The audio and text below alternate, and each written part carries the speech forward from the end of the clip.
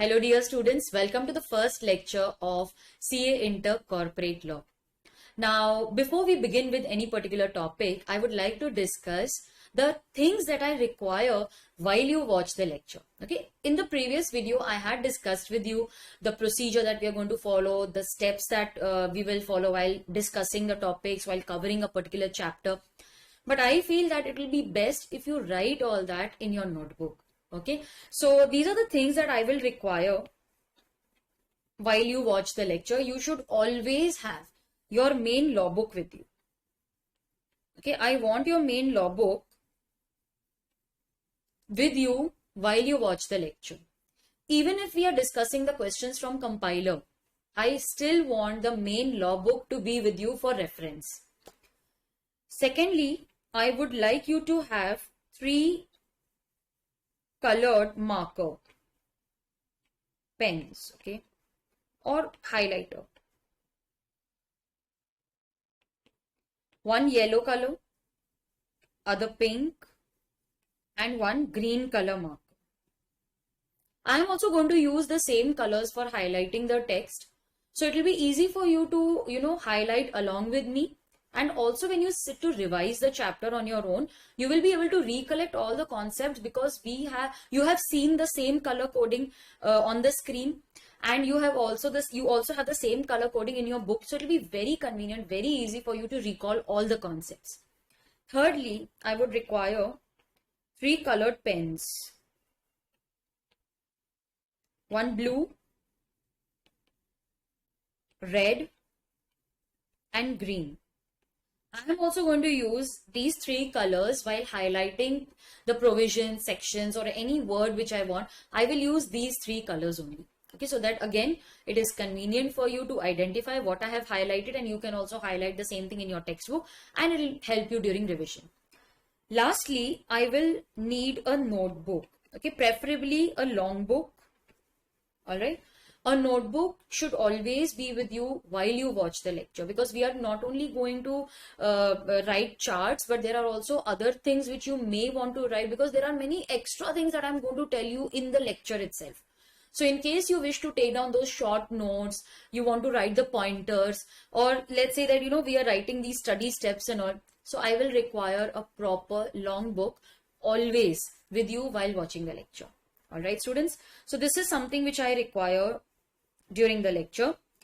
Now, if you have a notebook with you, then in that, please give the heading as study steps. We discussed that earlier, but I want you to write it so that there is absolute clarity on our procedure. Step number 1. These are the steps that we are going to follow during the lecture, and these are the steps that you will follow while studying the topic on your own, and also during revision, also one day before the exam. Now, step number 1, we will study the concept with the help of charts. Okay. So there are many charts which I am going to discuss with you. They are all simplified versions of the content of my main law book. The entire section will be converted into simple and easy to understand and remember charts. Okay, so first we will understand the concept with the help of charts. Step number 2. We will read this from the textbook. Okay, we will read from textbook. And while we read, I'm going to make you highlight the keywords, the key provisions. There are many other ways in which I'm going to help you to prepare last minute revision notes in your textbook itself, so that when you see the markings, you will be able to recall what we discussed in class. Okay. After we finish reading the concept from the textbook, we will also solve the relevant questions from your textbook itself. If you see the textbook, there are questions after every concept with hints, okay, for answer. So then we will solve questions from the textbook. After this, step 3. We will solve questions from the module. Okay, so module questions. Although these module questions are included in the compiler, but anyways, it is a kind of relief if we go through the module, because we will be assured that at least once I went through the module. There are many questions which they have covered in the module, so we are going to go through all those questions. Step 4. You will revise the topic. You will revise the chapter. You will solve the compiler questions. solve compiler questions on your own. Okay, this effort you will have to take on your own. So I am not expecting you to write the entire answer as it is. Just write pointers that these are the things that I will include in the provisions part. So be mentally prepared with the answer to that question, and after you try to solve it on your own, then you can watch the, okay, after this, first you will solve it on your own, and then later you will watch the discussion video. Okay, after that you will watch the discussion video. Step 5.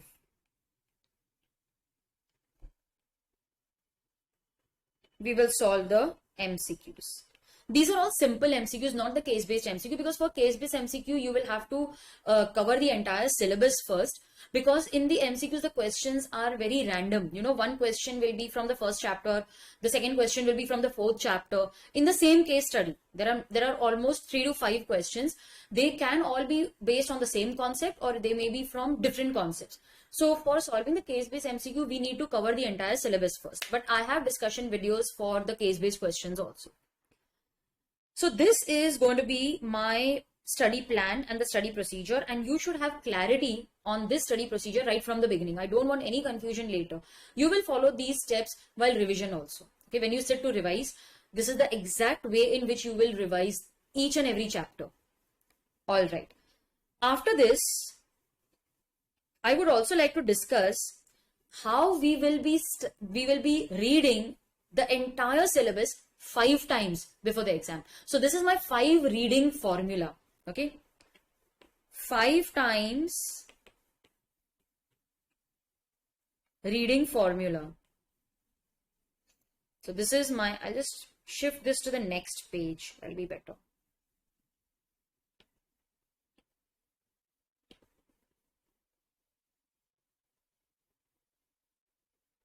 Okay, so now you can see the entire thing on one page.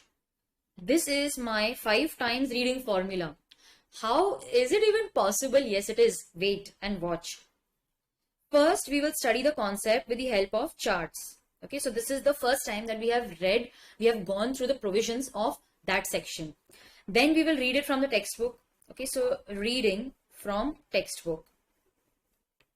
This is going to be my second reading, wherein we will read the entire provision again. Okay, now, is it really important, after we have discussed the charts, is it really important for me to read it from the textbook? Everything is going to remain the same, right? See, charts are in short forms. I have only covered the important provisions. But from the textbook, we will read how that answer is to be written in the exam in sentence form. Okay, now if you read the module, it is very confusing. The sentences are extremely legal language. What I have done is I have simplified the text for you. So whatever is given in my textbook is simple, easy to remember, easy to underline, easy to understand, easy to remember for exam. So that will be my second reading, because I will be reading everything in proper sentence format. Now my third reading will actually be your reading. It will be self-study.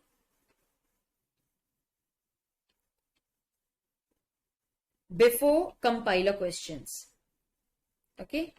Now, after we discuss the charts, after I read it from the textbook, you will on your own read the entire chapter before you start solving the compiler questions. So this will be your third reading. Your fourth reading will be during your 3-month study or revision break, or maybe revision period. Now, during the year, you will be studying various subjects. You will be rereading the concepts. But in the last 3 months before the exam, you will sit for proper study and revision, right? So during that, you will read law once again. And the fifth reading will be 1 day before the exam. So in this manner, we will end up reading the entire syllabus 5 times, and after this, exemption is guaranteed. Now I'll tell you what I had done when I appeared for my CFA exam.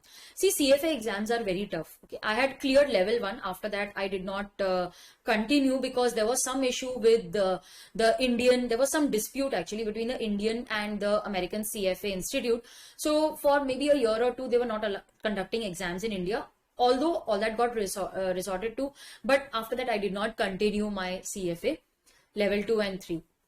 So CFA level 1 I cleared even before I cleared my CA final. So you can imagine. Now during my CFA studies, on every textbook of mine, on the front page, that is cover page, I had pasted a small note for myself. I will clear the exam in first attempt. And I cleared the exam in first attempt. The overall result was only 39% worldwide. So you can imagine how these positive affirmations help us, they train us, and they ensure that whatever we have written materializes, okay, that becomes a reality. So on every textbook, not just for law, on every textbook, you can write a small note for yourself. I will get exemption in this subject. I will pass with exemption. Or you can say, I will clear my CA inter in first attempt. All right. So exemption, you can write these words. I will get exemption. I will clear. This is the attempt that I clear. Write positive sentences. Read them before you start reading any page from the textbook. Put it on the cover page, and I'm sure that will help you to clear this exam with exemption in the first attempt itself. All right, will you do that for me today? Okay. Now, with this, let us begin with our subject. We are going to discuss corporate law. In that, we are going to study the Companies Act 2013. Now, did you notice I have mentioned the word law as well as the word act? Yes, we have heard these two terms earlier also, but we have never paid attention to the difference between law and act. In CA Foundation, you had studied business law or mercantile law, and in that we had studied the Contract Act, Partnership Act, Sale of Goods Act. So what exactly is the difference between law and act? Law is nothing but rules and regulations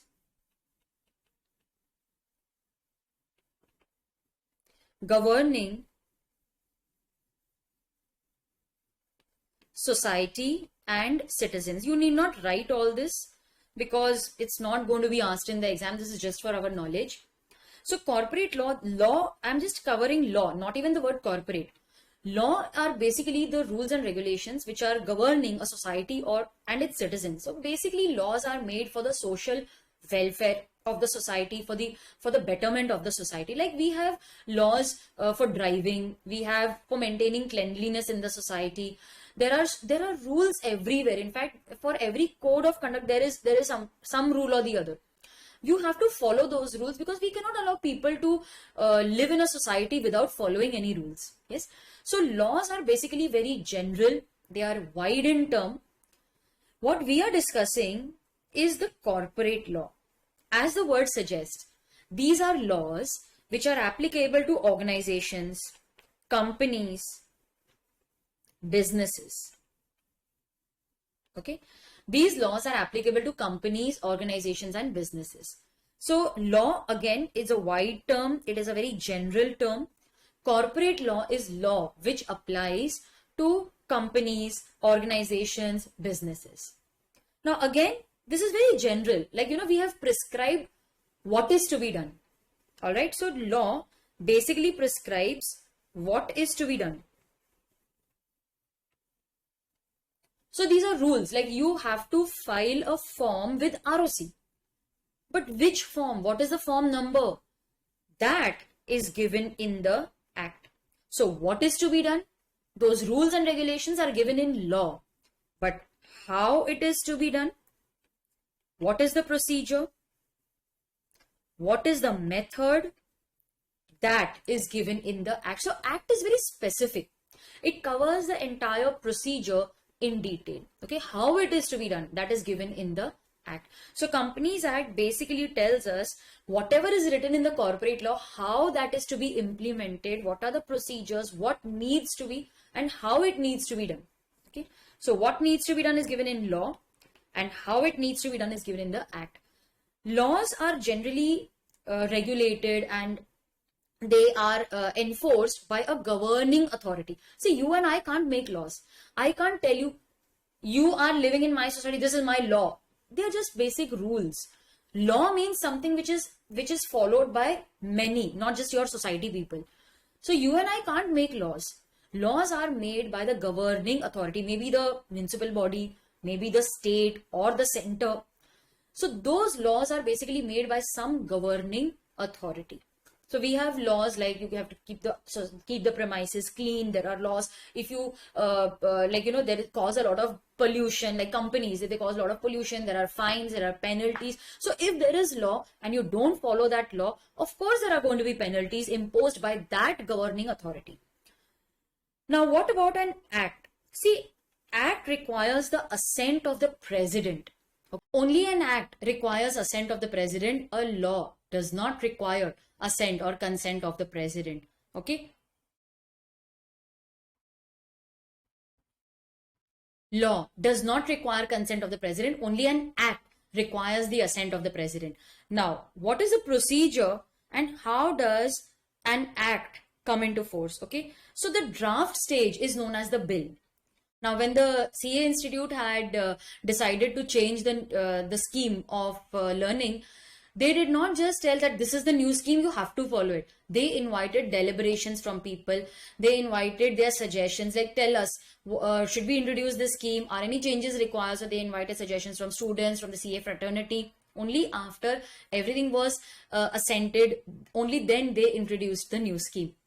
Similarly, before an act is enforced, it goes through various stages, and the first stage is when it is introduced as a bill in either Lok Sabha or Rajya Sabha. So these are the houses of parliament.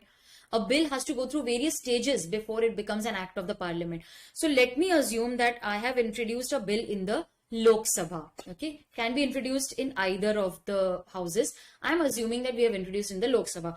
After that, it is published in the official gazette and also the newspaper. So here we are informing people that somebody has introduced the bill, and now we will start with deliberations, discussions. We will try to analyze the pros and cons of that bill. It then goes to the standing committee. Okay, so the standing committee will examine the bill. They will find whether it is worthy of discussion or not. Then primarily there will be a general discussion. After the general discussion, there will be a debate, and we will try to find pros and cons. That is, people will talk in favor and against the bill. So there are few people who will be in favor of the bill, few will be against the bill. So there will be a debate. After it is passed by the Lok Sabha, it will then go to the Rajya Sabha. It will follow the same procedure. Then go to the standing committee. There will be general discussions. There will be a debate. After we receive the assent of both the houses of parliament, then finally it will go for the assent of the president. And after the president gives the approval, that bill will become an act. So this is how the act is, it comes into force in our country. Okay, it is only after the assent of the president. So students, this was the entire procedure. I hope it is clear. It will not be asked in the exam, but you need to know, because later we are going to study that the Companies Act received the assent of the president. So you should know that only an act requires assent of the president. So that is why these few basic things are important for us. All right, let's proceed further.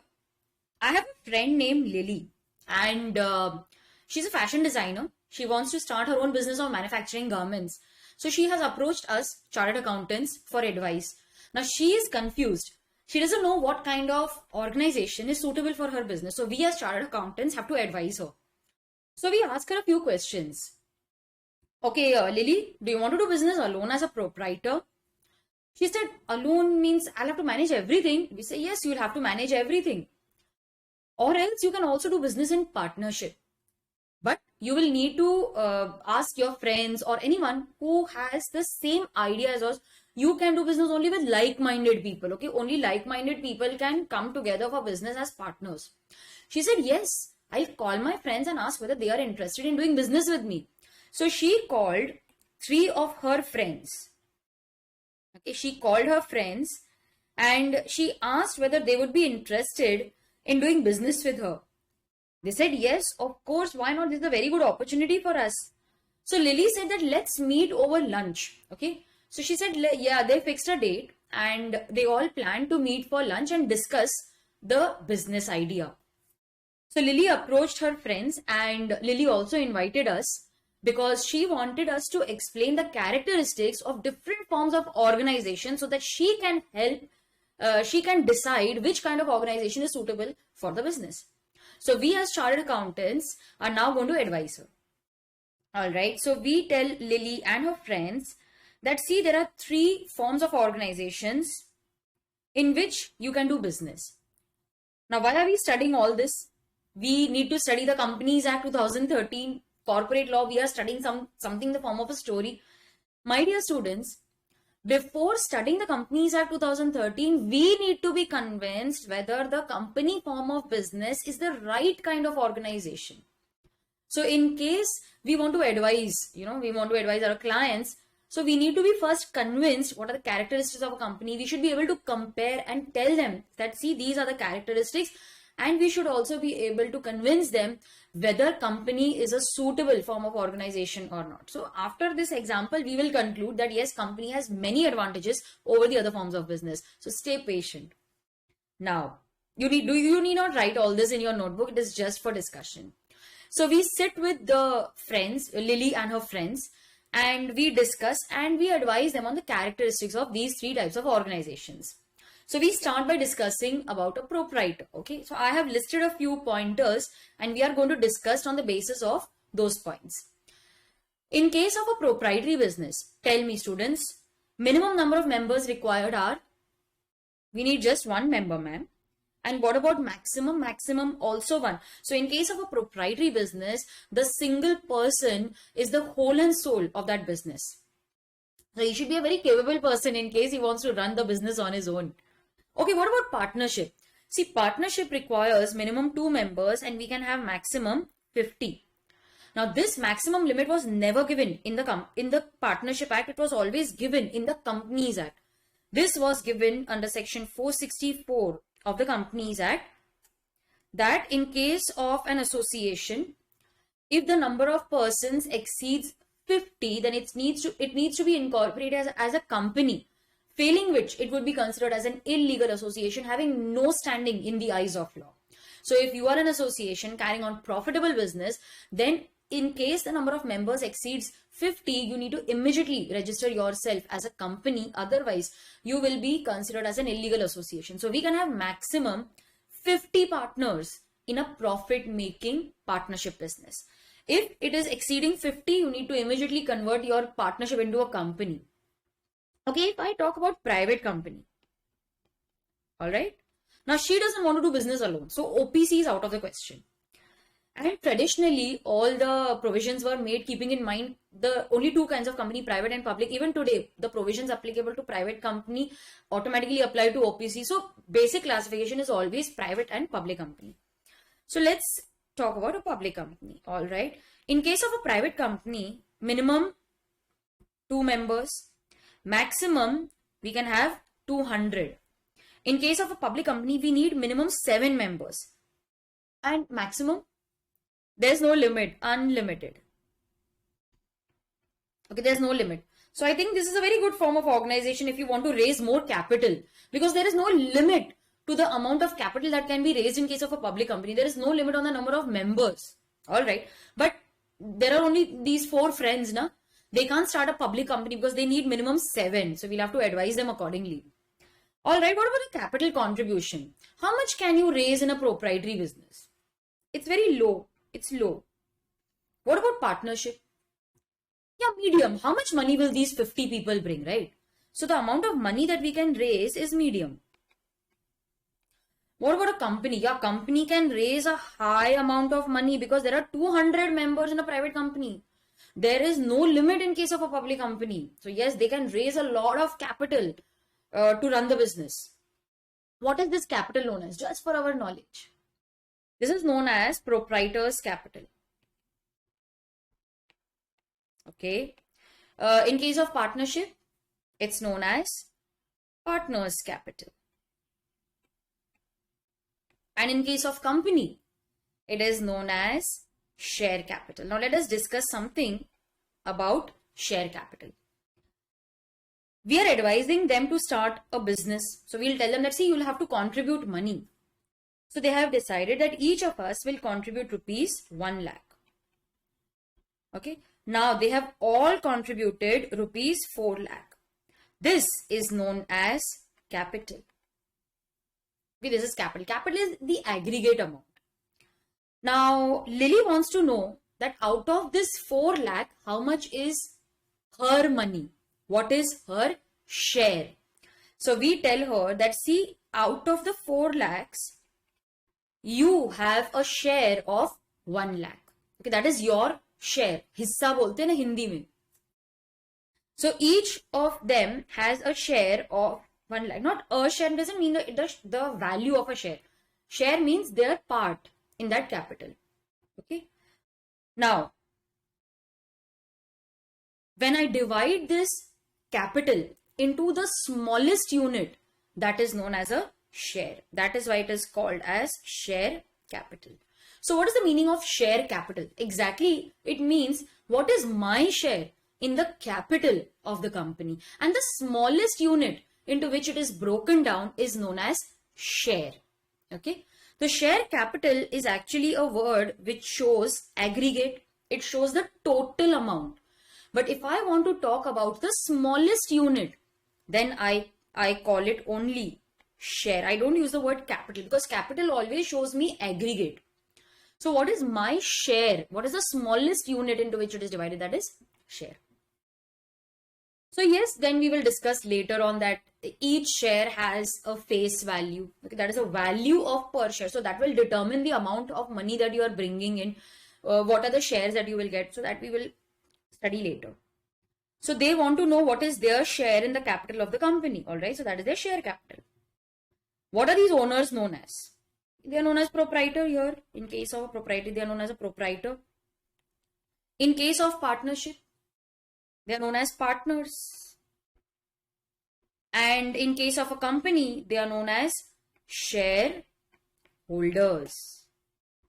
Okay. Now, I explained that what is your share in the capital of the company. Now, the smallest unit is known as a share, and the person who holds it is known as a shareholder. So, see, these terms, they all make a lot of sense. They are known as shareholders. What about the liability in case of a proprietary business? Liability is unlimited. It means that there is always a fear of losing your personal property. There's no limit to the amount of money that you need to put in the business, because in case there is no money in the business, your personal assets will be liable. So there is always a fear of losing our personal asset because there's no distinction between the business and the businessman. My liability is unlimited. It is not limited to my capital contribution.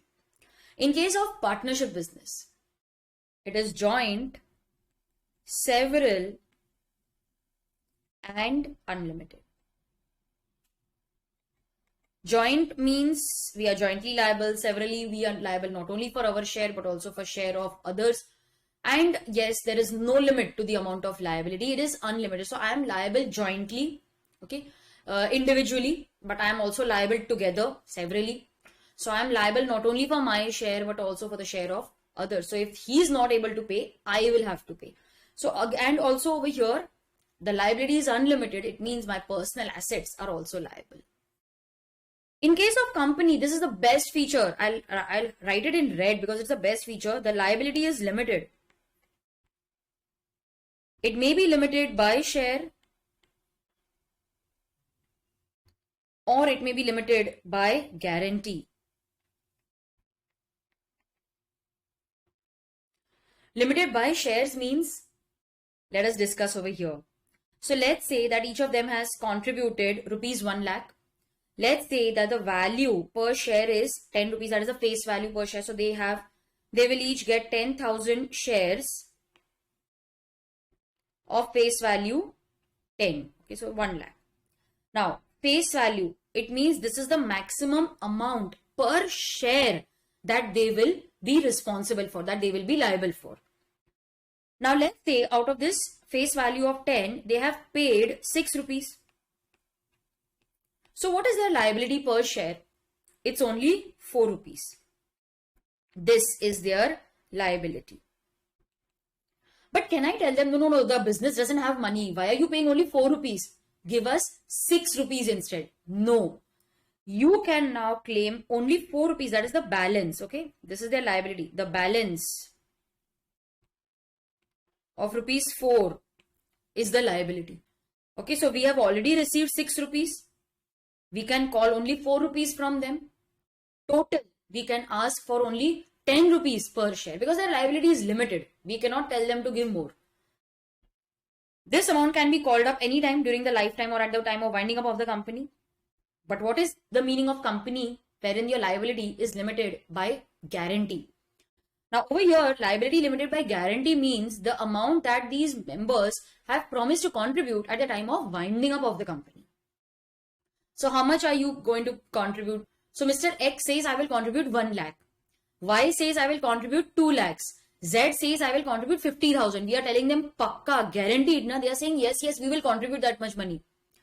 The amount of money which they contribute, which they promise to contribute at the time of winding up defines a company limited by guarantee. But yes, there are many other options also that company may be company limited by guarantee may have share capital, may not. I know you know more than what I'm discussing right now, but please keep all that on hold. We will discuss all that slowly.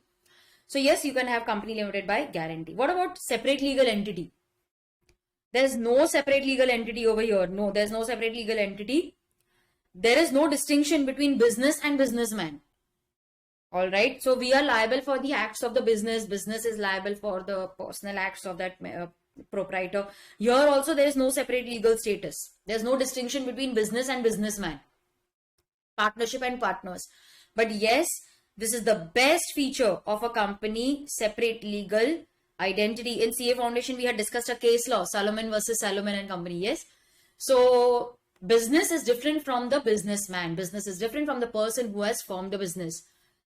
This means that I cannot hold the company liable for act of the members. Members are not liable for acts of the company. So the company is not liable for acts of members. Members are not liable for acts of the company. There's a distinction between both. The assets and liabilities of the company belong to the company only, not the members. What about the management? Who manages a proprietary business? He himself will have to manage. So we are telling Lily, see, if you are ready to manage everything on your own, then you can start a proprietary business. So yes, the management is by the proprietor himself. Who manages a partnership business? The partners only manage it. So it is managed by the partners. What about a company? Board of directors. It means, okay, board of directors. It means that the members need not worry about management. See, it is possible that there are like 4 members in my friends, Lily and her friends. There are just 4 members. They may become the directors of the company. It is possible that members are also the directors. They are members, but they are managing the company. But it is not compulsory. The members need not worry about management. They can appoint professionals to manage the company, and they are known as board of directors. The professionals are known as board of directors. So yes, you need not worry about management of the company. What about the business document? What kind of document will you enter with yourself? Na? So in case of proprietary business, there is no document. So there is no document, no documentation.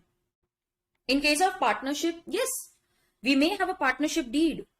It may be in writing or it is oral, but there is some agreement, there is some deed. We may have entered into some kind of a small agreement, wherein we discuss about profit sharing, remuneration, etc. In case of company form of business, yes, of course, we have all perfect documentation in place.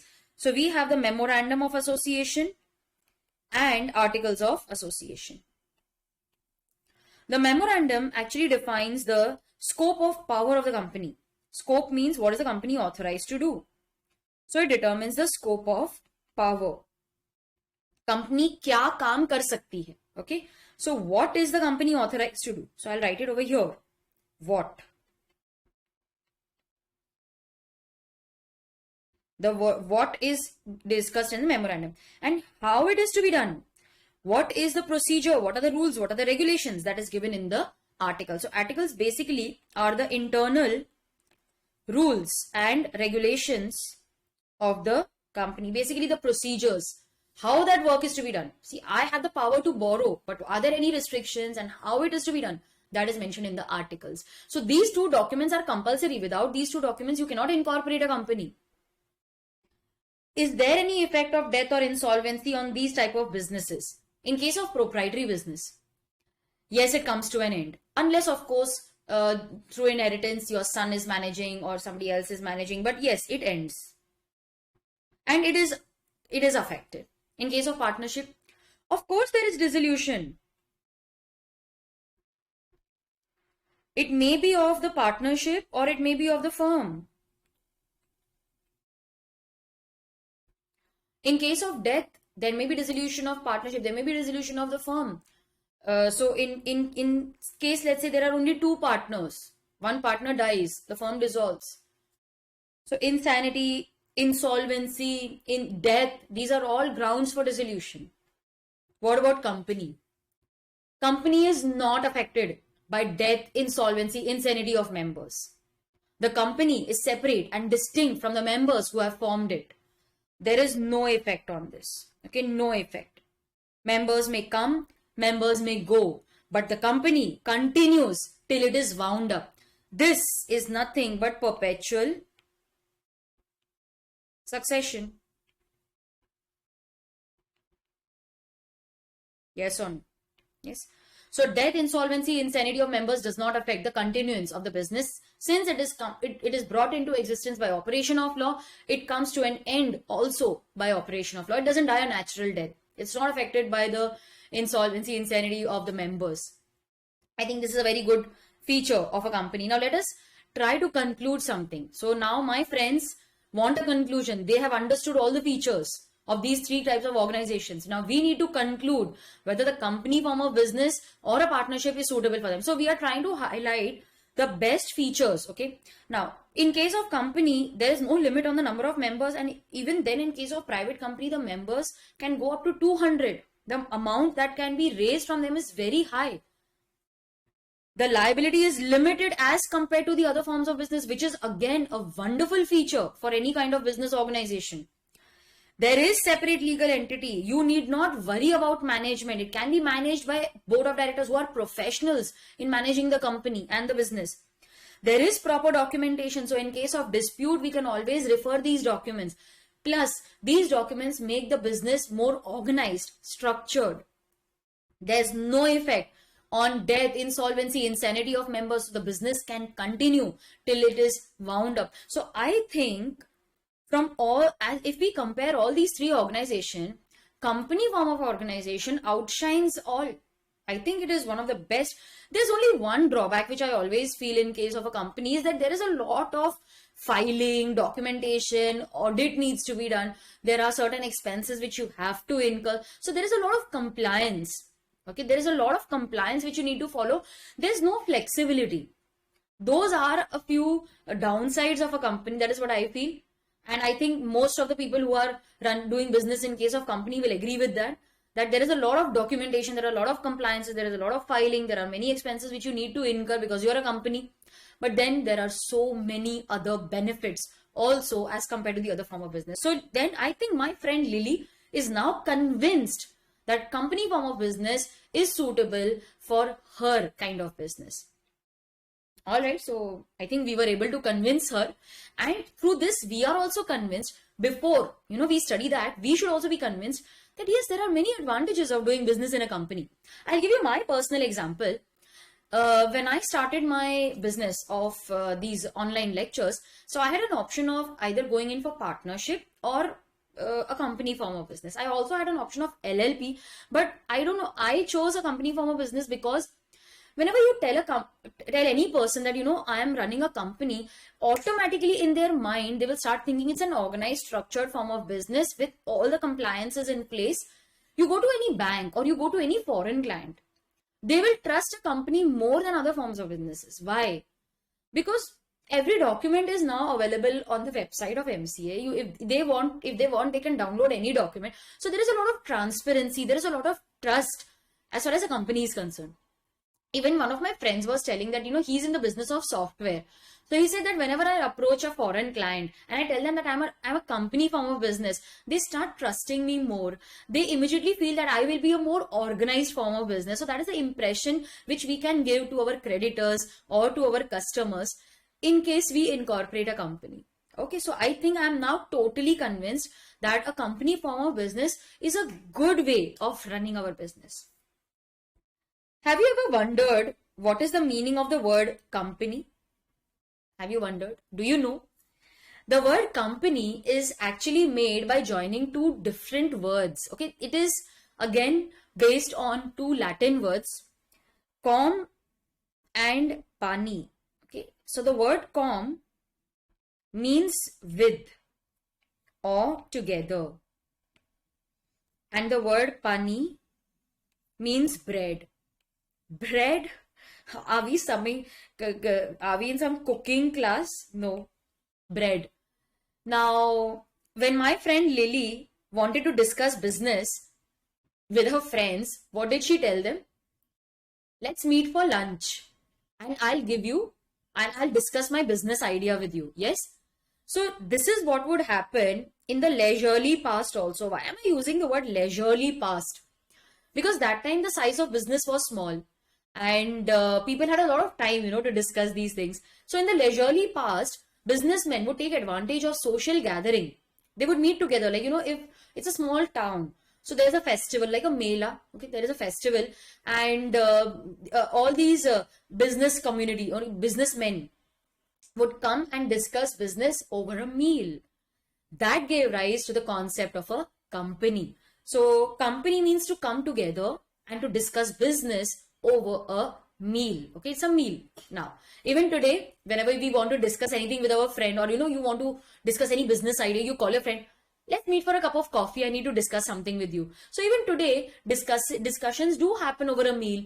But in today's form of big organizations, like, you cannot expect a company like Reliance to call all its customers and say, let's discuss business over a meal. It's not possible, no? So very slowly, because of expansion and growth of the business, the size of business has increased. It's not always possible to discuss business over a meal. But yes, the origin of the concept was when people come together and discuss business over a meal. That is known as company. Okay, so coming together is known as a company. Now, if I want to simplify this, okay, if I want to give you an equation, I will say that company is nothing but an association of person. Okay, so I'll just write it over here, association of persons. It means when people, like-minded people, okay, they come together. It's an association of person. There is also one more term which you will be studying in tax. Body of individuals. BOI. Body of individuals. Now, what is the difference between these two?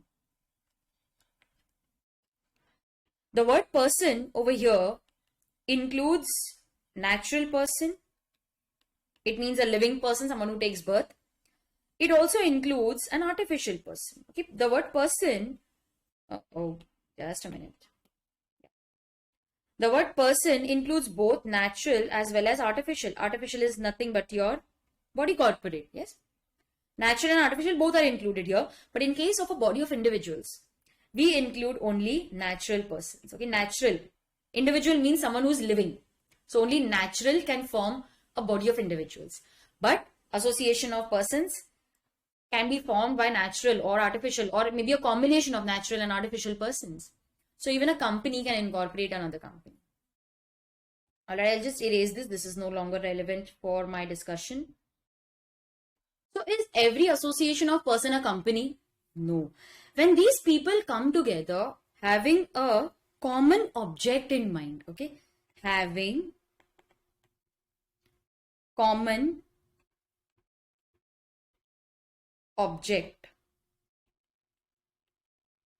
only then it is known as a company, or you can also say it is a body corporate. Now there's a difference between company and body corporate. This is also a body corporate. Company is a body corporate, but every body corporate is not a company.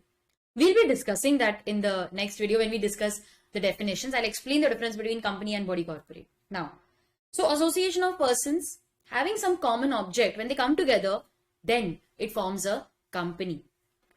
Tell me, Lily and her friends, they have come together with some common object in mind of manufacturing garments.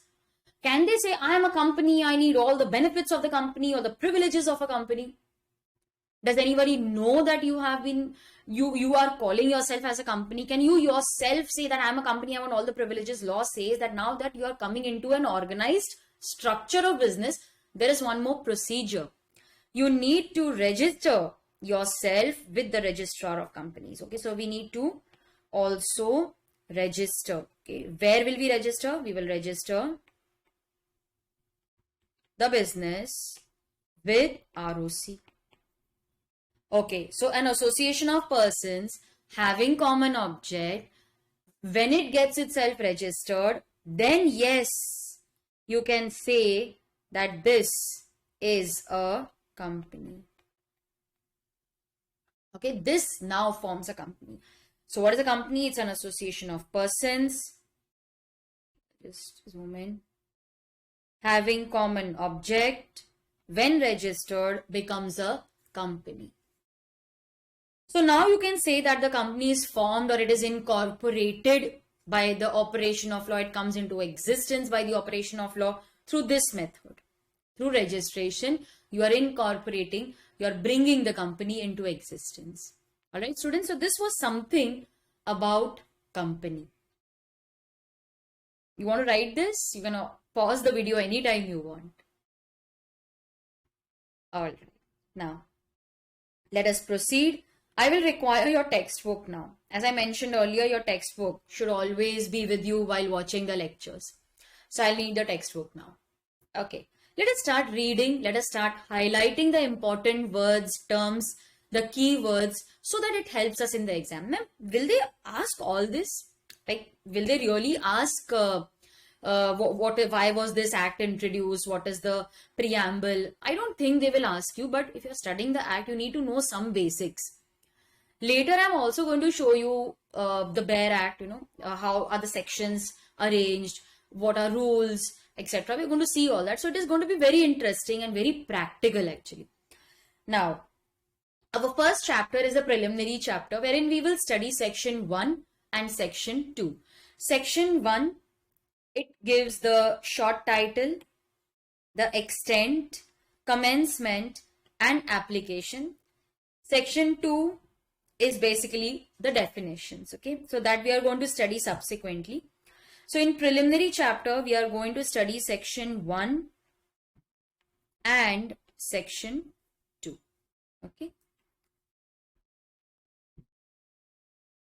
Now, we are studying the Companies Act 2013. Why 2013? We had 1956 acts in so many years and everything was going properly. Why was it amended to 2013? What was the need for that? Now, consider the year 1956, and you consider the time when this act was introduced, 2013. There was a major change in the economic and international environment of the of the world. Businesses, the meaning of businesses had changed completely by the time we entered the 2000s. Now, earlier the business were limited to a local boundary, maybe national boundary. They never crossed the national boundaries. The exports were limited. Now, because of internet, there is no limit or there is no boundary within which you need to function. Your businesses have now gone global. Like people who are living in another part of the world can watch your videos on YouTube. You can earn through YouTube. It is a good source of income. Like even these lectures can be purchased by people not only from India but from other countries as well, wherein they have similar laws. So there is no boundary. The business has gone global. Accordingly, the accounting has also become global. Now, if you are going global, if your accounting is now as per the IFRS, before you do all that, you need to change law. So law also needs to be global as per the international laws. That is why we felt the need to bring the Companies Act 2013 and replace the 1956 Act. Earlier, if you see the 1956 Act, all the sections were scattered. Like, if you wanted to incorporate a company, you were never very sure as to the sections which were applicable. Now, if you see the arrangement of sections in the chapter, all the sections related to incorporation are under one chapter. And the sections are properly numbered in a sequence. Even the forms, earlier they had form numbers, we could never make out the provision to which this form related. But now if you see the numbering, it is alphanumeric. So MGT relates to management, SH relates to shareholder. So it is so easy for us to know the provision to which it relates to just by looking at the form number. The penalty is very important. The penalties, like earlier in the act, there were like 100 rupees penalty, 10,000 rupees. What is the value of 10,000 rupees nowadays? So people were not scared only because they were like, how much is the fine? 10,000, pay 10,000 and go against the act, no problem. Now the fines have increased. Some places it's lakhs, even crores of rupees.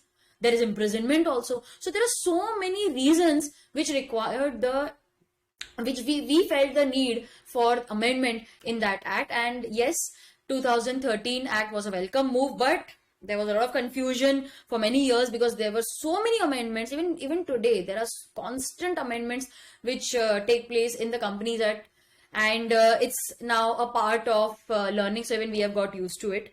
Every year, every attempt, we have so many amendments that need to be discussed and taken care of. Okay, so yes, there was a need for a new Companies Act, and this was because of the change in the national and international economic environment. So we'll now highlight the important words. The changes in the existing company law were indispensable. Indispensable, you can write the meaning. It means unavoidable. They were inevitable. It was bound to happen. It was unavoidable. It had to happen. Why? Due to change, we will highlight the word change. Due to change in the national and international economic environment. So these are our keywords. I'll teach you how you need to memorize these keywords and how it will help us during revision time. Okay, so it was indispensable due to changes in the national and international economic environment. It was also required for the expansion and growth of our economy. Okay, so there are two main points which we have studied here. There was change in the national and international economic environment, and it was also required for due to the expansion and growth of it. It was due to, and it was also required for the expansion and growth of our economy. So many changes were made, keeping companies, exports into mind. The Companies Act. Now, what is the aim of Companies Act? It aims to, you can highlight, improve corporate governance. Now, what is the meaning of corporate governance? Corporate governance means the manner in which a company is governed or managed. We are going to study about this in accounts of company. So, to improve corporate governance means the manner in which company is governed or managed.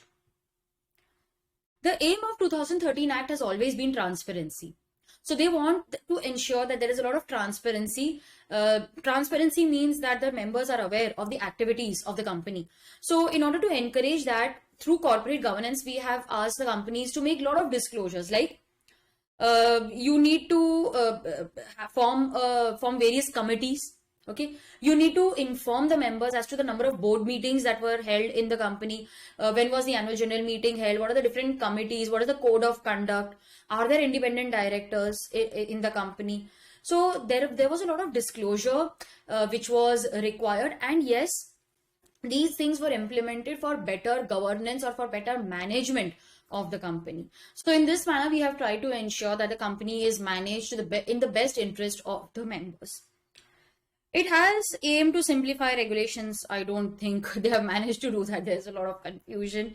But yes, it strengthens the interest of minority shareholders. Now, who are minority investors or minority shareholders? I have 5 shares of Infosys. It's not significant at all. I have only 5 shares. There's nothing to be happy about. I have 5 shares of Infosys. Out of the so many shares, I have only 5 shares. I'm a minority investor. Nobody consults me before taking the decision. Most of the decisions are taken by the majority shareholders. So these minority shareholders, these minority investors, they were all upset. So in the Companies Act 2013, we have mentioned that no, there are certain decisions in which you need to take the approval of these minority investors also. But this has unfortunately given rise to greenmailing. Greenmailing, ma'am, we had heard of blackmailing. What is the meaning of greenmailing? Greenmailing means that these minority investors know that things can't proceed without their approval. So they say, give us something and we'll give you our approval. So that possibility is always there. It has tried to legislate the role of whistleblowers. Now, who are whistleblowers? This is a word which finds its origin in the English law. In England, the policeman, he would blow his whistle loudly to attract the attention of the passerbyers in case he saw some offense being committed on the road. So let's say that he saw that a person was, trying to steal the purse of a lady, and lady was not aware, she was busy talking or looking at something. So he would blow his whistle loudly to attract the attention of passerbyers. See, something is happening over there. Stop that person. I'm coming. In the same manner, if you see something wrong happening in the company, like that the board of directors, they are committing some fraud, or there is some higher person in the management who is trying to siphon off money from the company, you can try and highlight that fact to the higher authorities or even SEBI. Now you can do it anonymously or you can reveal your name. But if you reveal your name, there is always a possibility that the person will be demoted, or he will be ridiculed in the office, or we will tell them he's not one of our own. See, he is a person who always likes to complain, and you are not somebody who is with us. You want to go against us. So we may ridicule him. Arey, don't do something in front of him. He'll go and complain. So earlier there were no rules protecting the whistleblowers. But now under section 177 of the Companies Act, we have proper rules wherein certain companies need to also have whistleblowing policy. How will you try to protect the interest of whistleblowers? They cannot be demoted, their salary cannot be reduced, they cannot be removed from the organization. They need to be protected, their interest has to be protected. So what are the steps that you are taking to protect the whistleblowers? All that is listed in section 177 of the Companies Act. So yes, this was a very positive move by the Companies Act 2013. They have tried to legislate the role of whistleblowers. Thus, it has made our corporate regulations more contemporary, more modern, more relatable. Okay, it has made our regulations more contemporary or modern. Then we have what is the preamble or the long title of the act. See, preamble is actually, I'll write a mnemonic for you. It is some easy way to remember. S-O-P. So what is the scope, object, and purpose of the act? What is the meaning of long title? Long title actually describes the act in detail. But in case of Companies Act, the preamble and long title are the same. Okay. Now let's read and try to understand what is the scope, object, and purpose of the act. See, if you read the sentence, you will understand that this act is an act to consolidate. Okay, this is the purpose. To consolidate and to amend, yes, to change the law relating to companies. This is my keyword. Okay, this is the pink highlighter which I had asked you to keep with yourself. So yellow, pink, and green, I want these three highlighters when we study law. So it is to consolidate and amend the law relating to companies. It has given us so much clarity that this act is only for companies. It is for consolidating and amending the law relating to companies only. Actually, listen, I have a proprietary business. Will the Companies Act apply to me? No, it is very clearly mentioned in the preamble. It is very clearly mentioned in the long title of the act. It applies to companies only. Okay, I have a partnership. Last doubt. Partnership. No, it is applicable to company. It is so very clearly given in the long title. Okay, so this is an act to consolidate and amend the law relating to companies. So the preamble and long title are the same in case of Companies Act. Short title is given later, that this act will be known as the Companies Act 2013. Okay, so that is how you will describe in short. This is the Companies Act 2013. Alright, so long title is slightly elaborate. Enactment, yes. This enactment, the Companies Act received the assent or the consent of the Honorable President on 29th August 2013. Yes, do you remember in the previous part of this lecture, we had discussed how does a bill become an act? It becomes an act only and only when it receives the approval of the President. Acts always require approval of the President. Yes, we cannot say that for law, but to become an act, you need the approval of the President. That was why it is because of this I had explained how an act comes into force. So it receives the assent of the President. Now, Mr. President knows that there is some new act which has come into force. Do the public know about it? No. So make a public announcement. So we will notify it in the official gazette. Official gazette is a booklet which is published on weekly basis by the government of India. Earlier it was even published in print. Okay, it was printed by the press of India, the government press. But after COVID, everything changed, and now you have everything in the soft copy. Just visit the website of this official gazette, and you can find archives of all the announcements which were made. See, in case of any public announcement, the official gazette looks something like this. See over here, the Gazette of India. Can you see this? So this is how these public announcements are made. If you see how the amendments are made, okay, if you see the amendment as how it is released by the authority, so it will be on this head, that is the Gazette of India, and then they will mention the amendment that is in two languages, mentioned in two languages, English and Hindi.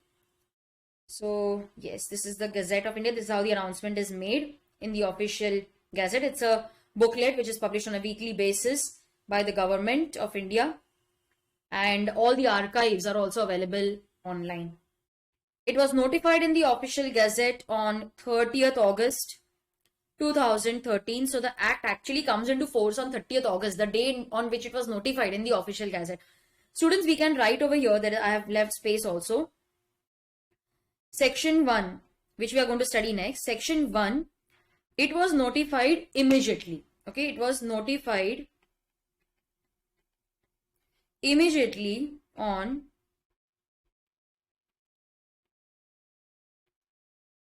30th August 2013. Okay, it was notified immediately.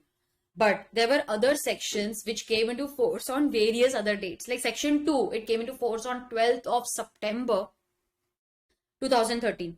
Okay, so like this, 98 sections. Are they going to ask all this in the exam? No. So don't worry. 98 sections were notified on 12th September 2013, and 183 sections were notified on 1st April 2014. So they came into force from 1st April 2014, and so on. Okay, and so on. So because I'll write that also, I think, and so on. So if you read over here, it was notified in the official gazette on 30th August. However, different dates may be appointed for enforcement of different provisions through notifications. So only section 1 came into force immediately, and then slowly the sections were notified. All right. Arrangement of sections. The sections are arranged into chapters. We will go through the Bare Act in some time. Now, just like your textbook, okay, the entire syllabus is broken down into small chapters, and those chapters contain various sections. Okay, so we have the Act, which is divided into chapters. The chapters are divided into sections. The Act is divided into 29 chapters. Okay, so we have 29 chapters. And each chapter has a certain set of sections. So we will be studying next. I'm not explaining here. The first chapter is the preliminary chapter. Second chapter is incorporation and matters incidental thereto. Third chapter is your prospectus and allotment. So the textbook also contains the index according to the chapters as how it is given in the Bare Act. Now we are going to study total of 148 sections, but yes, in the new syllabus they have increased the number of sections, so the notes will be amended accordingly. Each chapter has at least one set of rules. Now what are rules? See, the Act is made by the Parliament. Okay, the Act is made by the Parliament. But the Parliament has given the central government the power to make certain rules for carrying out the provisions of this Act. Okay, I repeat myself. The Parliament has given the central government the power to make rules for carrying out the provisions of the Act. Okay, rules for carrying out provisions of the Act. This is given under section 469 of Companies Act. You don't have this in your syllabus, but it's just for your knowledge. Okay, it is given under section 469 of the Companies Act. I'll just highlight this. So each chapter will have at least one set of rules. Now, what are these rules? See, when the parliament, it comes up with the act, it says that, let's say for example, the definition given under section 2 clause 85 of a small company. So how is a small company defined? Small company means it's a private company. The paid up capital does not exceed 50 lakhs or a higher number as may be prescribed. Where is it prescribed? It is prescribed in the rules. So sometimes while making the act, the parliament is not ready with the nitty-gritties, or they are not ready with the numbers, they are not ready with the rules that should apply, or the provisions that should apply to that particular concept. So they say that for the time being we are enforcing the section, but later on the central government has been given the power to make certain rules for carrying out the provisions of the act. So we say that a form needs to be filed with ROC, but what is the form number? All that will be mentioned in the rule. So sometimes it is given in the section, but sometimes then they are not ready. They will always say as prescribed. And where is it prescribed? In the rule. So you have to refer not only the act but also the rule. But don't worry, your notes are made in a format that it covers both section as well as rules. I have given everything in a proper answer format. Okay. So yes, it will have one set of rules. So every chapter will have a set of rules also. There are 7 schedules. These schedules are supporting the act. Now, these schedules basically contain the formats. Like I want to know how to make a memorandum of association. I have no idea. So you can refer the model memorandum and articles of association that is given in Schedule 1. Schedule 3 will give you the format in which you need to prepare the balance sheet and profit and loss account. Schedule 7 will give you the list of activities which are considered as CSR. So basically these schedules, they give extra information which we could not give in the act. They also specify the formats. They support the act. They don't override it. Okay. What is the definition of a company? Very important, because we are studying the Companies Act. We need to know the definition along with the section number. So section 2 clause 20. Section 2 clause 20. You need to remember this. Section 2 clause 20 of the Companies Act defines a company as. Company means a company which is incorporated under this act. Okay, this act or any previous company law. So say for example 1956, 1913 and so on. Now my company was incorporated after the 2013 act. So yes, the act applies to me. But Reliance was incorporated in the year 1973. Will the Companies Act apply? Yes, of course, because the word company over here includes all the companies, whether incorporated under this act or any other previous law. You cannot say that no, that law was more convenient for me, it was more favorable. Hello, if we are using the word company, it includes every company, whether incorporated under the 2013 act or any act prior to this. So even if the company was incorporated prior to the 2013 act, this act will apply. All right. Now, what are the features of a company? See, company is an incorporated association. What is the meaning of incorporation? So, when an association, okay, I'm starting with the word association. When an association of persons having common objects, they are registered with ROC, then that is nothing but incorporation, and that is how a body corporate or a company comes into existence. Okay, I'll just write company because we are discussing company.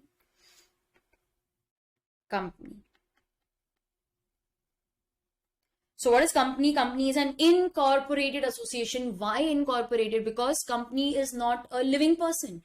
It is an artificial person. So I'll underline artificial person. It is an artificial person because it doesn't take birth like a natural person. It has to be brought into existence by operation of law. It is created by law. Yes, because it is not a living person. It doesn't take birth like a natural person. It has to be formed, incorporated through the act of law. Okay, by operation of law. But it has separate legal status. Yes, we have studied this. It has separate legal status. Perpetual succession. Members may come, members may go, but the company continues till it is wound up. It is not affected by death, insolvency, insanity of members.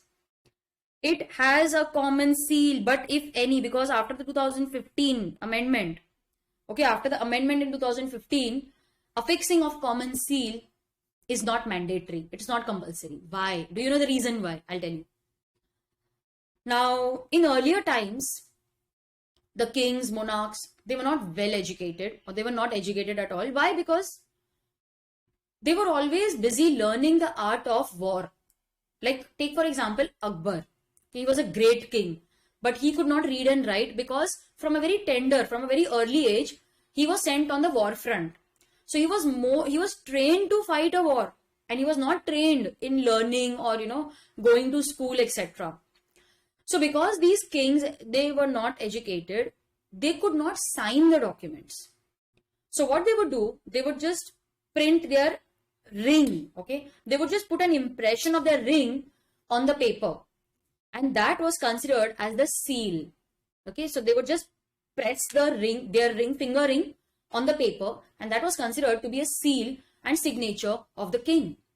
Nowadays, in case of a company, see, since it is a separate person in the eyes of law, company is capable of contracting. If the company is contracting, it needs to have its own signature. But company is an artificial person. How will it sign? So earlier we would say that common seal is nothing but the signature of the company. But now people who manage the company, the directors, company secretary, they are all very well educated. They can sign on behalf of the company. So now we say that common seal is considered as a relic of medieval times. It is reminding us of medieval times when people didn't know how to read and write. Now, since everybody can write, they can sign the documents. Let's make it optional. Okay. So common seal is now optional. But yes, your articles may specify that the company would like the seal on these few documents. That can be mentioned in your articles, but it is not compulsory. It is not mandatory. If you are not affixing the common seal, then that document will be signed either by 2 directors or 1 director and a company secretary if you have a company secretary. So it is not compulsory. So students, with this we come to an end of the introduction. Now ma'am, we have written so many things actually. How will we revise all this? It's very easy, and you won't believe how easy it is to revise the entire table in just 2 minutes. I'll show you how. Okay, why was the Companies Act introduced? It was indispensable because of the change in the national economic environment, and also because of the growth and development of the economy. Why was this act introduced? It was to consolidate and amend the law relating to companies. See, we have highlighted those terms. To consolidate and amend the law relating to companies. It received the assent on 29th August. Section 1 was notified. It received the assent on 29th August. It was notified in the official gazette on 30th August. Section 1 was enforced immediately on 30th August. 98 sections, they were notified from 12th September. 183 sections were notified from 1st April. There are 29 chapters in this act. Each chapter has one set of rules. There are 7 schedules. What is a company? Company means a company incorporated under this act or any other previous company law. What are the features of a company? It's an incorporated association. It's an artificial person created by law. Perpetual succession, separate legal entity, common seal. These are the keywords. These are the points that we need to remember. Alright. So students, this was the introduction. Okay. This was the introduction of the Companies Act 2013. In my next video, I will discuss section 1, and we will also discuss the definitions. I will also show you how to remember all the section numbers. Okay, I will show you how to remember all these clauses. I already have made notes for you. So I'll show you how to remember those clauses in a story format. So watch out for the next video. So students, this is the website which I normally refer in case I wish to go through the bare act. So it has many resources like Companies Act, IB Code, SEBI, etc. So let's go through the Companies Act. Now we had discussed that there are 29 chapters. So look over here. This is the chapter list, and they have also mentioned the relevant sections covered under the chapter. So there are 29 chapters. So these are the 29 chapters mentioned over here. You click on any chapter and you will find the sections covered under the chapter. So section 1 and 2, this is covered under the preliminary chapter, which we are studying right now. Section 1, it describes the short title, extent, commencement, and application of the act. SECCA. Okay, so that is the mnemonic which I have given. SECCA. SECA. Short title, extent, commencement, and application. We are going to study this in detail in the next video. But section 1 and section 2, that is, it provides all the definitions. So these are the various definitions covered under section 2. So we have a total of 95 definitions. In your module, they have given up to clause 93. Now, let us click on any section. So I have clicked on section 1. So this act may be called the Companies Act. That is the short title of the act. It extends to the whole of India. That is the extent. Commencement, it shall come into force at once. This section shall come into force at once. So this basically gives you information about the section, the subsection, etc. So this is section 1. Let us go through section 2. So this is section 2, clause 1, abridged prospectus. Okay, so abridged prospectus is defined under clause 1. Then clause 2 defines accounting standard. So you click on it and you can see the accounting standard. So these are the sections. Now let's go through the second chapter, that is incorporation of company and matters incidental thereto. This chapter covers section 3 to section 22. Let's click on that. So these are the various sections covered under the chapter. So section 3, formation of the company. Section 4, memorandum. Section 5, article. So you click on any section and the section details will open. On the right side, if you notice, it is mentioned this section is effective from 1st April 2014. We had discussed earlier that the section 1, it came into force immediately. But 98 sections were notified on 12th, they came into force on 12th September, and 183 sections came into force on 1st of April 2014. So this is one of those sections which is effective from 1st April 2014. So over here, if you see in preliminary section 2 clause 1, yes, see this is effective from 12th September 2013. Okay, 12th September 2013. So we had discussed 98 sections they came into force on 12th September and 183 they came into force on 1st April and so on. So this is the list of sections in the chapter. Now let us go through the rules. So this is Companies Act rules. We discussed that you will have at least one rule per chapter. Okay, so this is one rule per chapter. So chapter 1, that is preliminary, we have 2 rules over here. The company specification of definition detail rule 2014. I've heard about this somewhere.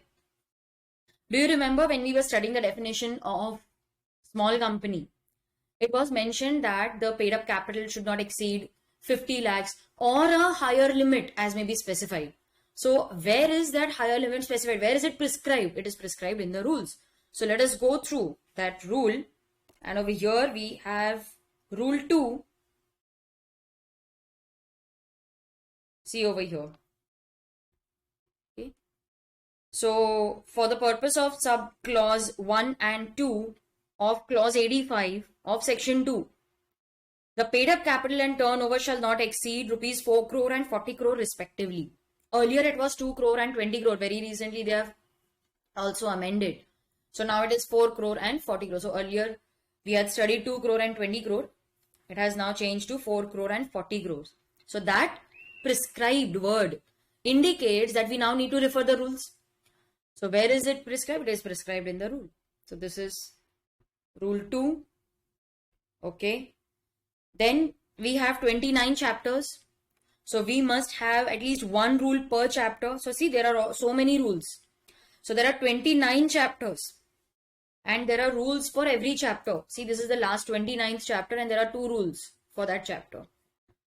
So over here, rules provide us with the details not mentioned in the section.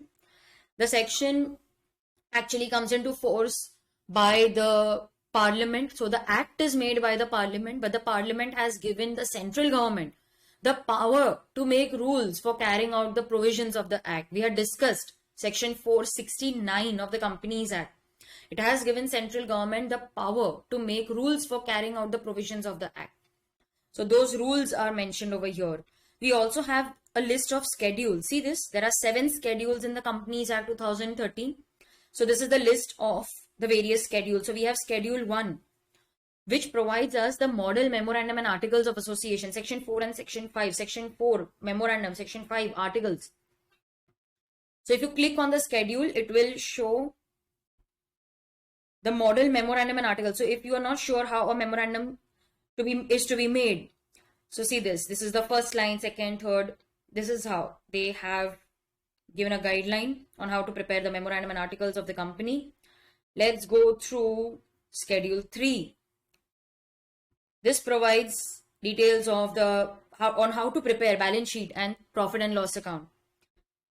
So the format is actually given here. Basically, these schedules give us information which is not possible to be given in the act. Otherwise, the act will become very bulky. So various formats are mentioned over here. Schedule 7, we are going to study CSR section 135. Okay. So Schedule 7 actually provides us the list of activities which are considered as CSR. So these are activities which may be included by the company in the CSR policy. So that list of activities which are considered as CSR is mentioned in Schedule 7. So these are broader areas. You can conduct any activity in this area. Okay. So we have eradicating hunger, poverty. So you can conduct any project which eradicates hunger, poverty, malnutrition. You can conduct any project, you can spend on any project which promotes education. So these are the broader areas or activities on which you can spend your CSR money. So students, here we discussed the company, the sections, rules, schedules. We also saw a list of various rules. So this was all about the introduction of the Companies Act.